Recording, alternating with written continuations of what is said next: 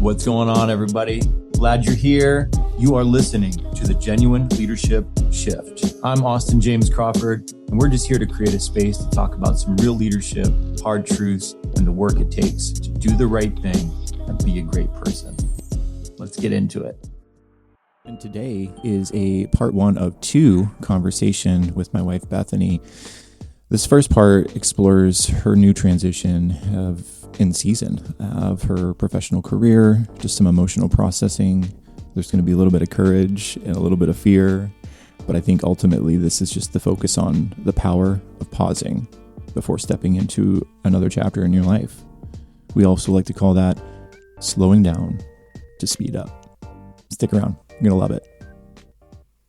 All right, guys, welcome back to the Genuine Leadership Shift. This is episode number 4. And if you have been with us since episode 0, I want to thank you very, very much for sticking through, hanging around, and kind of seeing what this is all about. We appreciate your support. We appreciate you following along. But if today is a first time checking out what we're doing, I want to welcome you, and I want to welcome you to an incredible leadership journey. And I hope that you take an opportunity to find some value and some substance in what we're talking about today, and you follow along, you subscribe, and you like the show. Looking forward to building a community, and nonetheless, I'm glad that all of you are here and all of you are listening, and let's get into it here. Today's episode is, I think, a little bit more personal. Today's episode is just a little bit different. Might be one of the most meaningful conversations that I ever record, because it's with my wife, Bethany, and she is joining me for a 2-part episode. But before we get into any of that, I want to say something up front, because she is not going to say any of this herself. But I believe truly that Beth is one of the most intentional, deeply connected leaders that I have ever known. She has spent years inside the hospitality industry, building teams, leading them at a senior level, even coaching them on a regional scale. She really, really just drives culture in a way that most people will never, ever see. She is a consultant. She is a leadership strategist, and at the end of it, whether she wants to admit it or not, she is an entrepreneurial spirit at heart. She can operate a multi-million-dollar business, guide teams through chaos and poise, and then still create enough emotional space for somebody who needs 5 minutes just to breathe. She really, really just leads with connection. She leads and coaches with empathy. When I ask me, I think that she sets standards with a lot of clarity, and we've seen that firsthand here at home. And she does all of this without raising her voice or forcing her authority. She's really good at having presence and not pressure. Ultimately, this is an incredible influence. It's nothing to do with intimidation. And I truly believe that I have learned more from watching her lead than she will ever give credit to herself for. And even though she doesn't fully know it yet, she's going to continue to make waves. She's already a part of this whole do right, be great vision, helping shape a community of leaders who live with integrity, purpose, connection, and meaningful impact. Her fingerprints are all over the man that I have become and the leader that I aspire to be.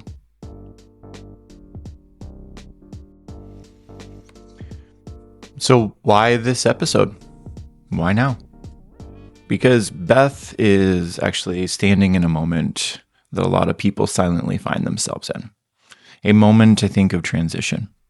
A moment of just little simple truth telling. This is a moment, I believe, where you realize that the next step that you're supposed to take might not actually be the step that actually aligns with who you are anymore.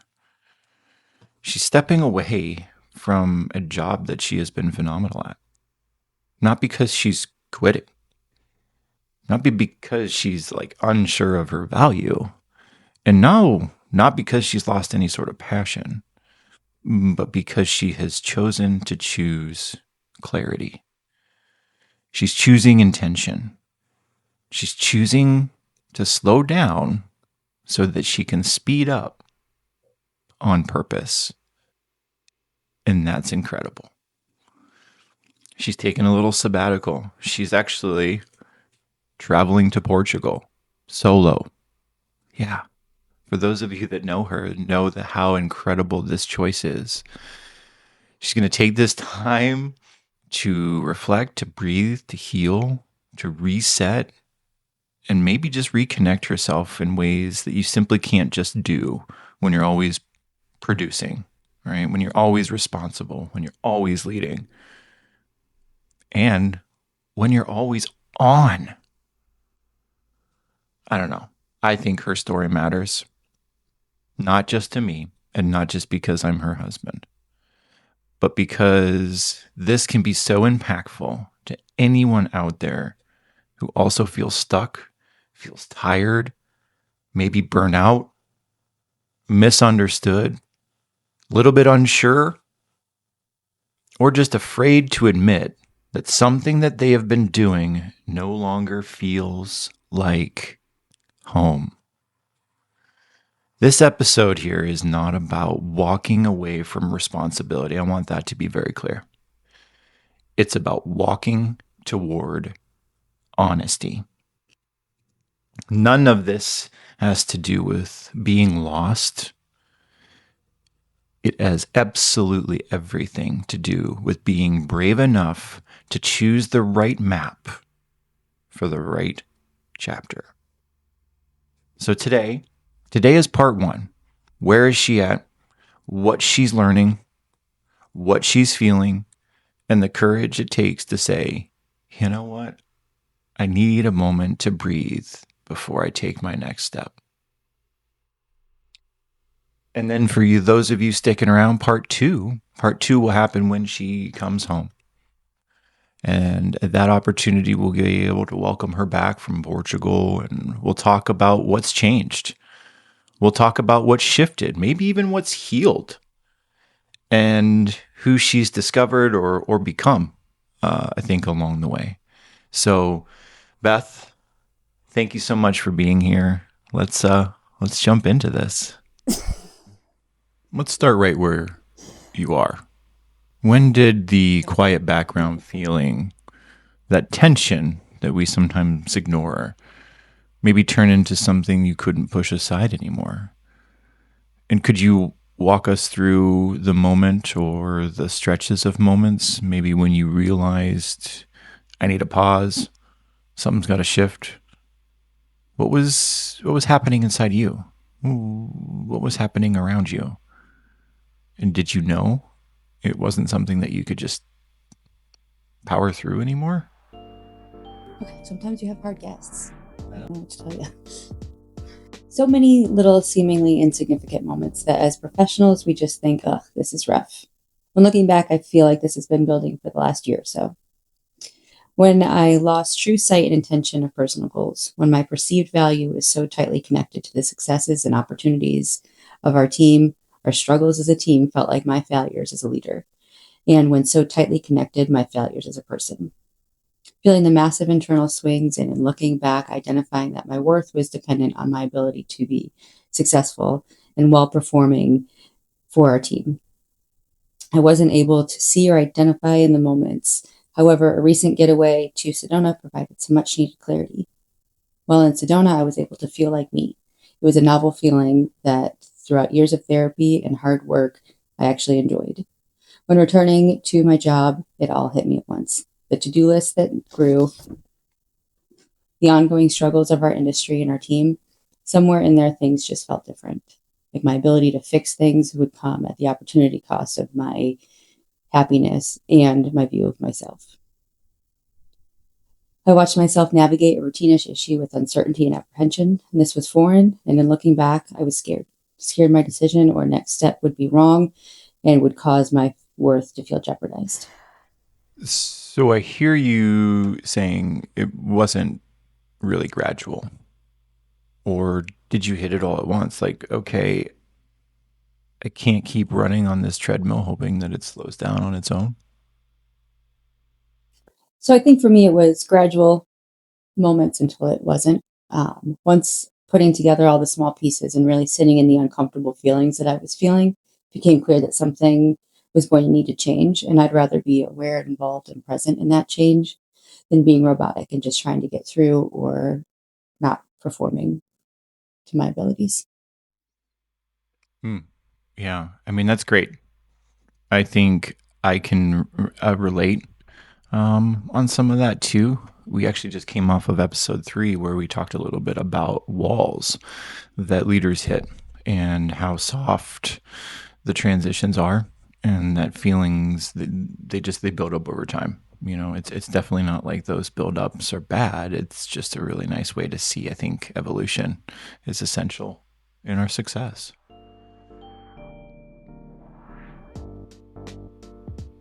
Now, you've been a leader for a very long time, and not just in title, but presence. You've built teams, you've shaped culture, you've definitely modeled integrity. When you look back in these last few years, what part of leadership are you most proud of? I've learned so much throughout my leadership journey. The main lesson and what I'm most proud of is realizing that it's all about team and connection. Without trust, communication, and transparency, we get in each other's way. We cause roadblocks within the team, and that takes us off course. Having hard conversations is a statement my team hears me say often, and talk to people, not about people. So on the flip side, maybe what part of you and your strengths and your voice, your creativity and your heart, do you feel maybe wasn't being fully used or seen in the environment that you were in? Not from a place of blame, of course, but maybe just more of an honest framework. I think in sitting with the decision that I recently made, it was fear of failure. I was too scared to fail, and leaders cannot be too scared to fail. Their team deserves a leader that will try and move forward and embrace the failure. I believe I was going in that direction, and my team deserves and desires leadership that explores boundaries and tests the unknown. And I was just in a place where I did not want to fail. I think fear has always been my motivator and what's kept me going. And now I don't feel like I need to live in the scared, and I don't necessarily always want to be in that fearful place. It's a different fear. It's an exciting fear. It's a internal. Nobody's following me down this fearful path. It's just me. It's not a team. It's not a team that deserves a leader that is 100% invested in their growth. I need to step back for just a moment. I mean, I hope there's got to be, to me, there has to be failure to grow. And that's what path I want to be on. But I can't have a team behind me that's following me through this next path. I need to just explore it on my own. And I need to trust that they're in good hands and that they have a leader that is pushing the boundaries, taking the scaredness, and just going with it anyways.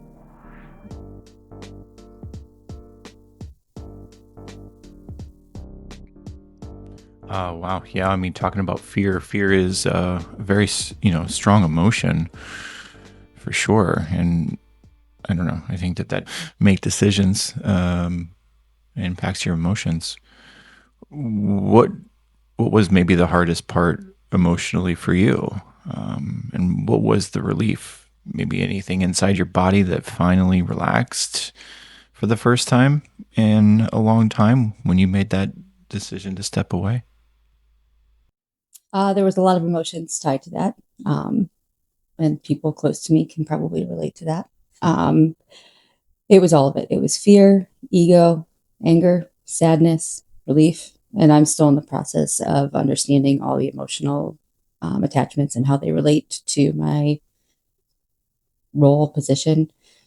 when I spent so much time always choosing to move forward and to do what's next, stopping in a way as I did has been a bit jarring. The relief and flip side is knowing that I'm learning more about myself and relationships and that I am driving this decision.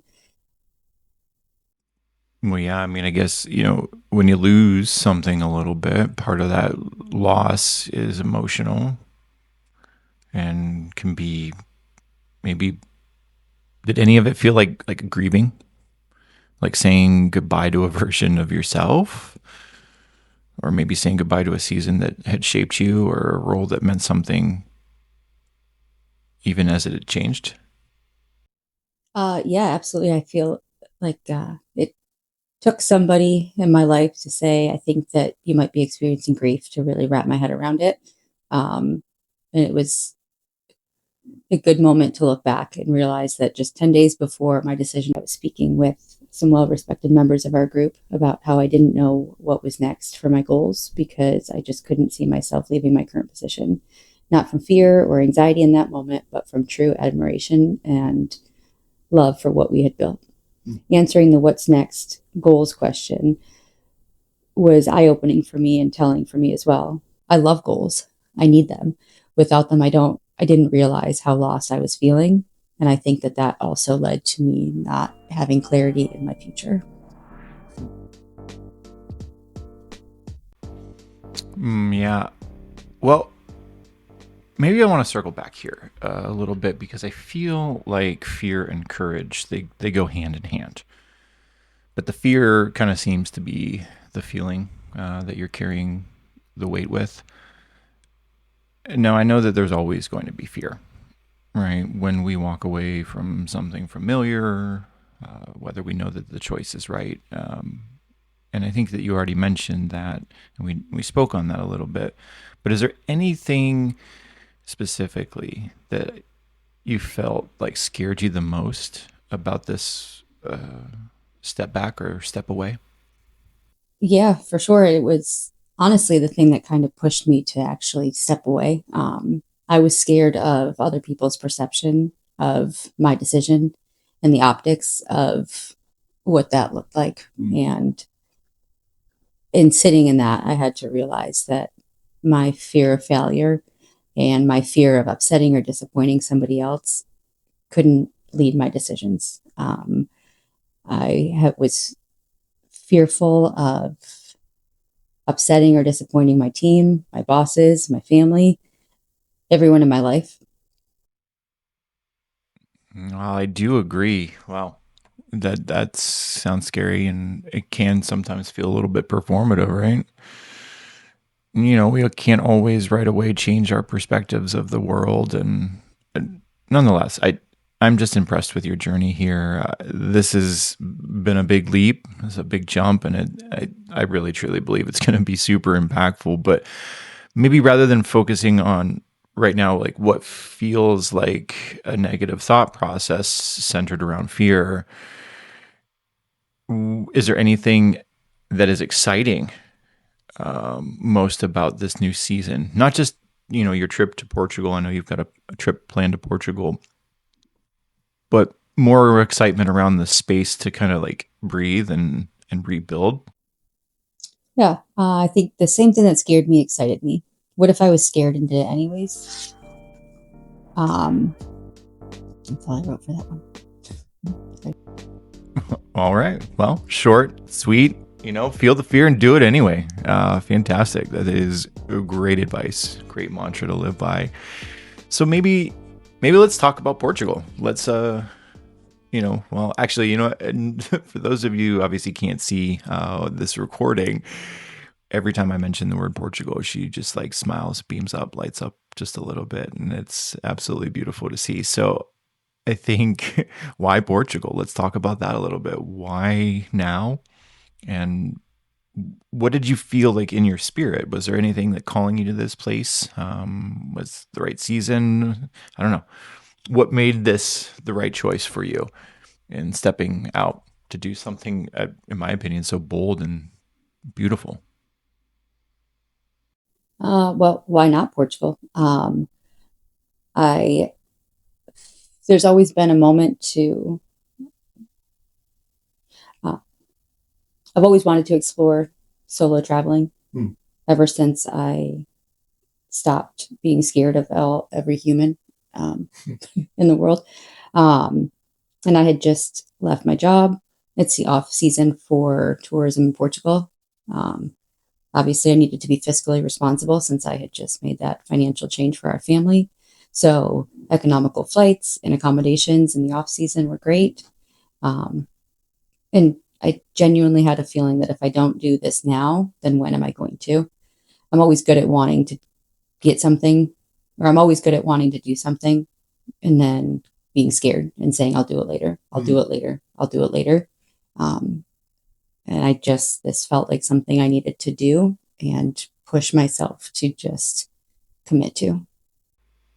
Well, and I think, in and of itself, that is the mantra it's woven in, right? Feel the fear and do it anyway. It's definitely applicable here for sure. When you talk about, not wanting to be around anyone or anything like that, it's like this new freeing trip, is there anything that you want to share about that and your previous fears on doing things? I mean, honestly, I'm not putting too much pressure on this trip. I'm genuinely just looking forward to quiet. My actions day to day and decisions that I make while I'm there will not impact any other person. I don't have to plan or be thinking ahead or be thinking of the consequences of any action that I make in those moments. And that's just different for me. My survival brain always is looking at all the consequences and outcomes of decisions. So it will just be nice to have 10 days where my decisions are just my decisions. And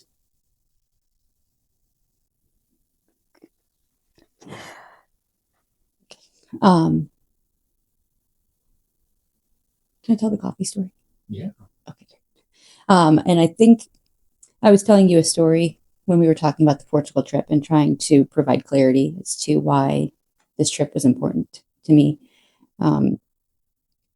About 10 years ago, when we were on our first trip together, I would not even go get coffee by myself. I was standing there ready to go by the door, waiting for you to get up. I was getting frustrated because you weren't moving fast enough for me to go get coffee. Looking back, why didn't I just go get my own darn coffee? But now I see that and I can understand that I have the autonomy to make those decisions and I can trust my decisions. And I think that this trip is just going to provide the confidence for me to make decisions and to follow through and to go get my own coffee. That's a really long way to go for coffee. But I understand that. I get that. And that's just, I think, some really great mental strengthening. I don't know. I've watched you do a lot of inner work, and I know you've spent a lot of time, just working on yourself, and it's absolutely beautiful. I really, really just, I hope that this trip gives you some mental, spiritual, emotional, and maybe even physical clarity. But for our listeners out there, do you have anything, that just maybe even one thing that you're hoping to leave behind when you come home? Honestly, I don't have any expectations other than personal growth and to gain confidence in myself. My ability to navigate alone through foreign places and trusting myself is just something I've never relied on before in that fashion. So I'm just excited to see what happens.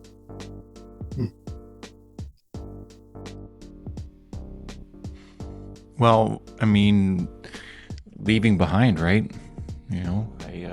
Whether it's leaving behind a particular version of you there or maybe even before you depart here.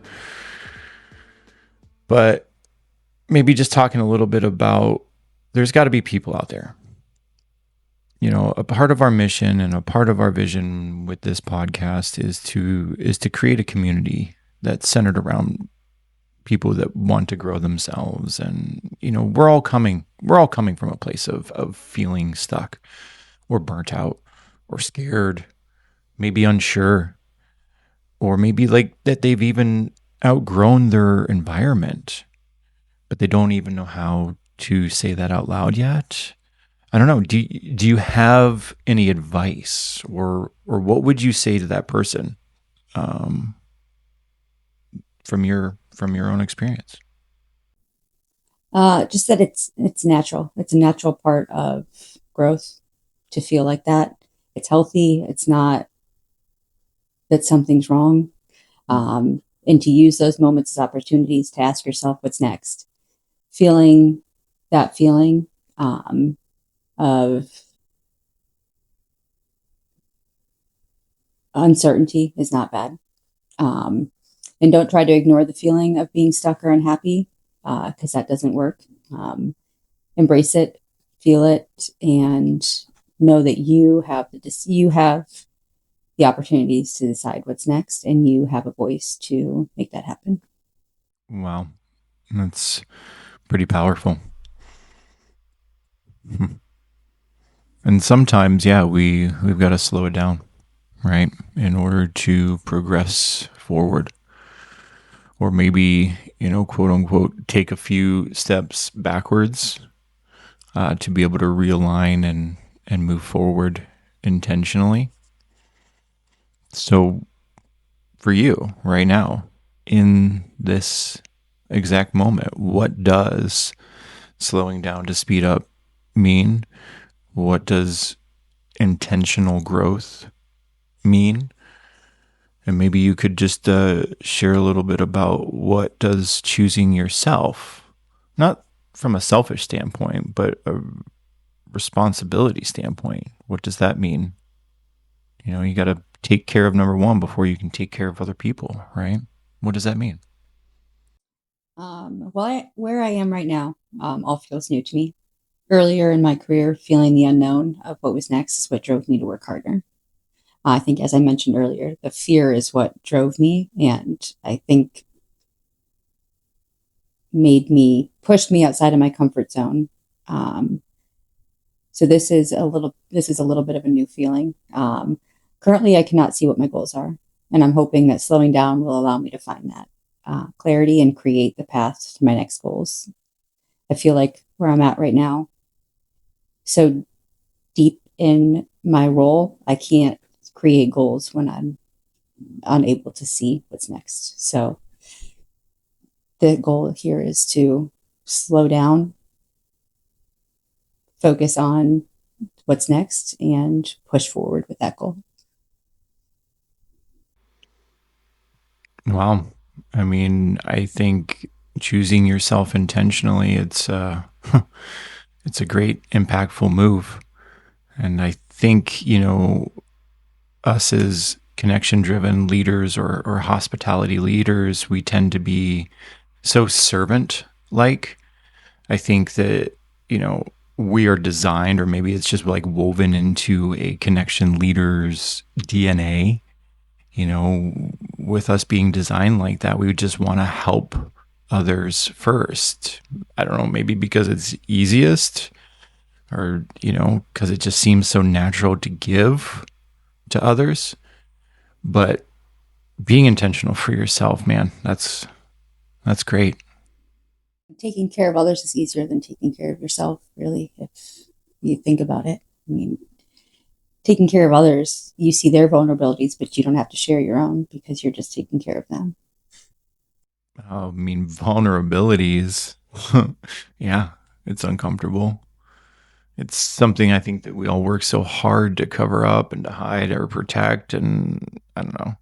It's funny. Like you said, how easily it is that we can recognize vulnerabilities in someone else, and really how powerful that can be when they're willing to hand that over to us because there's some trust there. And then ultimately how impactful that can be to be able to create a space for them to help them succeed. But what we don't always recognize is that our own internal vulnerabilities are probably more important than anything else. And that to me is why this moment here matters. Sitting here with you and having this conversation, it's vulnerable. It's not natural to you. I know that, and it took a lot of convincing, and I am so genuinely impressed. I commend you for what you're doing because I know that it's uncomfortable, but I appreciate you being here. I appreciate you opening this door just a little bit, to allow the rest of the world to see this side of you. And by expressing it and by saying all of these things out loud, I really, truly believe that you're giving yourself the opportunity to continue to grow and to move forward and be successful in everything that you do. And I don't know, that just takes courage. And I'm so very proud of that.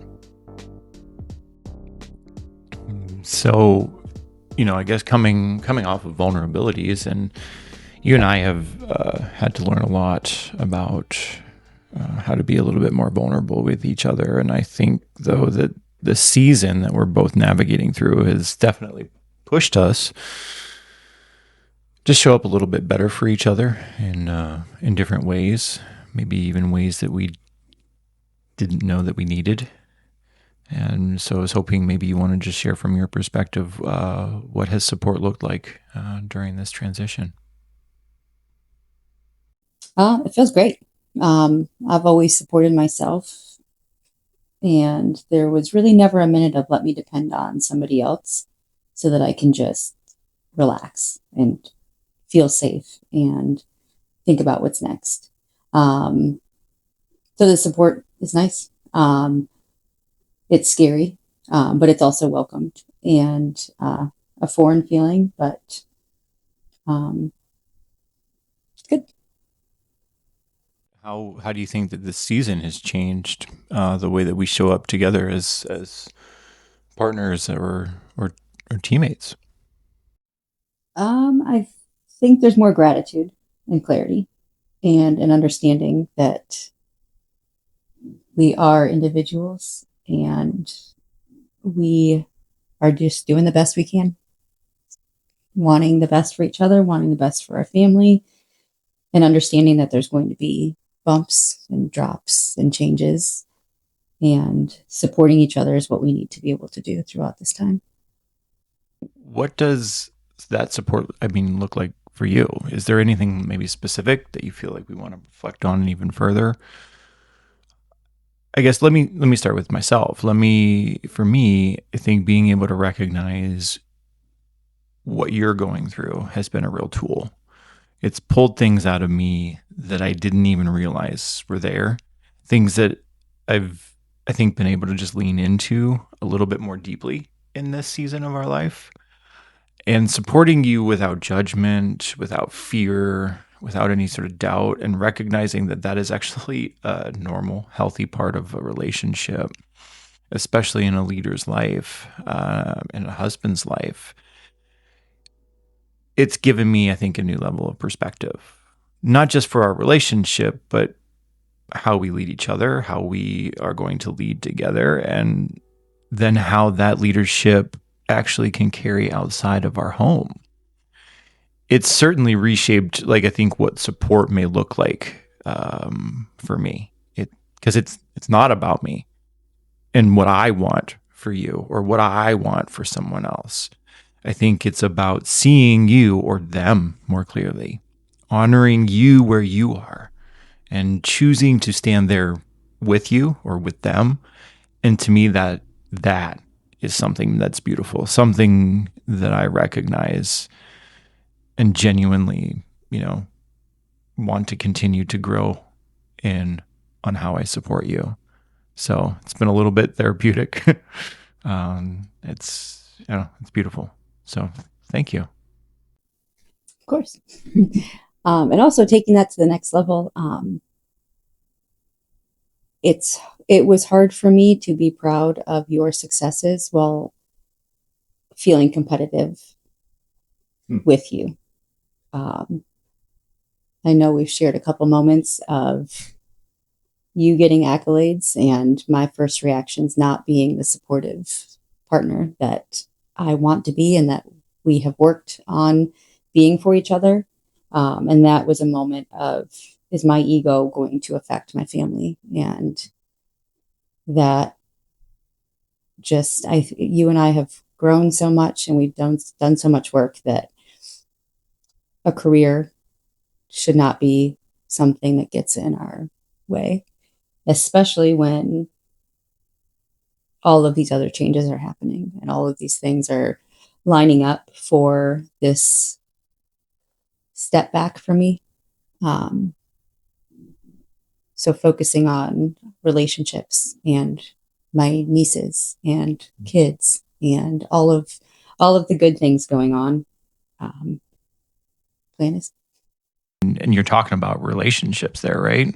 They are the foundation of everything that we do, not just from a leadership lens, right? Or it's from the idea of how to be better on a human level. Relationships are the key, I think, to connection, and they matter. And sometimes it's not about over-explaining that. I think it's more about recognizing it and calling it out for what it is, acknowledging how valuable and essential each relationship really is, whether it's with your nieces, our kids, you and I, or any person that we come into contact with every single day. Focusing on relationships is one of the greatest support tools, support tactics that we have. And being able to lean in on relationships absolutely matters, because if we don't have those, then what do we really have at all, right? Doing life alone without support, without connection, that doesn't help any of us heal, grow, or move forward. But that is what makes us, for me, being alone and not having support feels safer. And opening up and allowing these relationships to develop, and for that connection to be a real, genuine connection that I'm not scared of, is great. But also, I mean, I've had a couple occurrences recently where I believe that I've allowed my personal feelings to get wrapped into my job and the actions of other people at work in a high intense situation affected me differently because it felt more personalized and not less. It's my job to feel these things. And I think that that's human, right? That's the human layer, the feelings, and learning how to recognize those feelings, and then managing them effectively. But that's the challenge that every leader, I think, runs into at some point here. I think also, though, being able to say, I mean, I think I recently said to somebody, yes, you hurt my feelings. And this was an associate at work. I don't know how many times that I have actually said out loud to an associate, you have hurt my feelings. Not, you did this, you did this, you did this wrong, you did this wrong. It's, ouch. And I embraced it. I mean, wow. I mean, I talk about vulnerability. I think that is in and of itself vulnerability. And I don't know if there's a perfect way to tell here, but do you think that navigating through some of this transition has given you maybe a cleaner place to operate from? Yeah, there's less pressure. I mean, my notice has been in for a bit of time. And I think it's just exploration right now. It's an interesting time for our team. There's some changes going on. There's a lot of feelings with those changes. And I think just really identifying something. Well, that's okay. I get it. I do. And I think it's sometimes hard to pinpoint, right? To know whether this moment has really been a true catalyst. But regardless, it's opened doors. And hopefully it has opened a perspective that you can continue to hang on to. Because whether you go on, and you are going to go on to leading in other areas and leading other people across different divisions, leadership is always going to be at the core of what you do. And it sounds to me like you've had some really, really impactful and eye-opening opportunities come out of this season. And man, that matters. Well, so when we come back, and I know that this has been so much fun for you to be a part of, but when we sit down and record part 2, I think it's going to be absolutely amazing to kind of see from where we've started and where you finish. Not that the end of the journey is when you return from Portugal, but when we do sit back down, what are you hoping that conversation may sound like for us? What do you hope that you're going to say? What do you hope maybe that you've learned? And what do you hope that you've become? I don't know.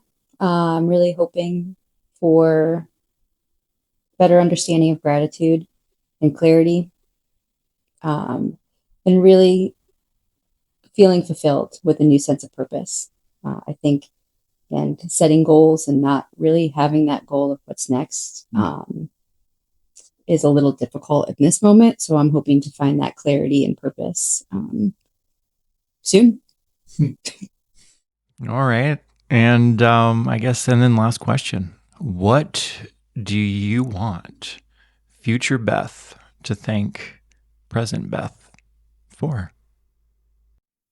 Well, hopefully all of it. But all the fall downs, all the get ups, all the gratitude for putting the work in. When I look back on my leadership journey, I cringe at first year GM Beth. But I'm so grateful for that because, again, without being scared and doing it anyways, I don't know where my career would have gone or had I even had a career in this. So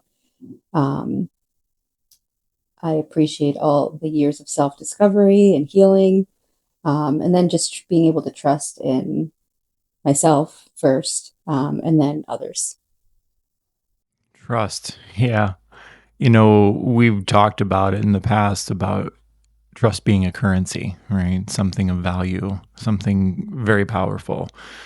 There's trust in yourself and there's trust in other people. Well, it's not just inherent too. You have to learn how to be able to trust, and then you have to learn to build that with other people first. And I think I always tried to skip that understanding what trust was first and just trusting in others before understanding what trust was myself. So I think I needed to learn to trust myself, and in turn can now make educated decisions on trusting others. I mean, a lot of people, they say that trust is something that's earned, but I've kind of often seen it as a little bit different, that trust might be something that you choose to give, something that you decide to extend. You learn how to create it, how to live it, and how to operate from it. So I don't know, would you agree or disagree? Is trust something that has to be earned, or is it something that you choose to give? And isn't giving trust in and of itself a form of vulnerability, right? To hand that over to someone, not knowing exactly what the next page may look like, but be willing to turn it anyway? I think from my view, it's a little bit less transactional. Give and take trust. I think it's a building and a connection between two people, a group of people, associate, manager. But I think I think there's building blocks within that trust, and it's less, I'm going to give you this and take this. It's, we're going to build this together. And if we fall and we lose a couple rings on our trust, then we will have to work to put it back together, if we both want to have that trust. Wow. That is a really powerful perspective and honestly, a deep conversation all on its own. And maybe we should probably come back together on that down the road. I would love that. But I do trust that this has been a meaningful experience for you. And truly, I trust that this will help other people, that this will be a catalyst for what's next for you. Thank you. Thank you for your honesty, for your courage, for your vulnerability, and honestly, your willingness to walk through this season so openly. I'm really proud of you. Thank you. I'm proud of you too. And before we wrap up here, is there anything else that you want to say to the people out there? Anything you want to get off your chest? No, I'm good.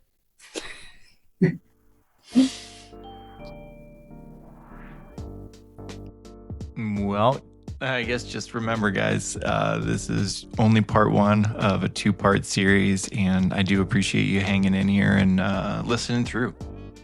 If you found some value in this, I would appreciate a like, share, follow, subscribe. Get this message out to somebody who wants to hear it, because it's not just her and it's not just I. This is a community of people we're looking to build and grow, and we just want to network. And hopefully you found value in some of this. But when Beth returns from Portugal, we're going to sit down again and we're going to unpack everything, the growth, the clarity, the healing, and the shift. So if you're listening right now, make sure you follow the show, because you're not going to want to miss part 2. Beth, I love you.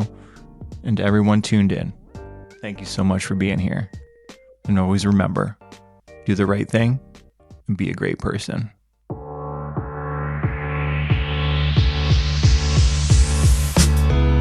This has been an episode of the Genuine Leadership Shift. If you found connection in this episode, we would appreciate a share. We would appreciate a follow along, and make sure you get this out to the people that you feel need to hear it too. We're looking to grow a community. We're looking to create presence. And honestly, I'm just looking to learn and grow alongside with you. So give us a follow, give us a like, and let's build this together. Do the right thing and be a great person.